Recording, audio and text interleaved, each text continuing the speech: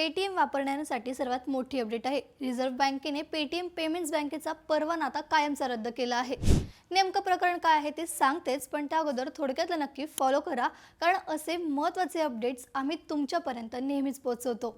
आरबीआयने banking नियमन कायद्याअंतर्गत ही कठोर कारवाई केली असून आता ही बँक कोणतेही बँकिंग व्यवहार करण्यास पात्र राहिलेली नाही। वारंवार सूचना देऊनही नियमांचं पालन न करणं, केवायसी प्रक्रियेतील गंभीर त्रुटी आणि एकाच पॅन कार्डवर हजारो खाती उघडल्याचे तपासात समोर आलं आहे।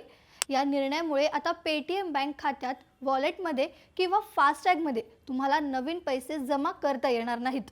मात्र तुमच्या खात्यात किंवा वॉलेटमध्ये आधीच पैसे शिल्लक असतील तर ते काढण्यावर आरबीआयने कोणतीही निर्बंधी घातलेली नाहीये। तुमचे पैसे सुरक्षित असून बँक विलीनीकरणाच्या प्रक्रियेनंतर ते परत मिळतील असं आश्वासनही देण्यात आलं आहे। पेटीएमची सेवा बंद झाल्यामुळे सामान्य ग्राहकांना आता पर्यायी बँकिंग मार्ग शोधावे लागणार आहेत।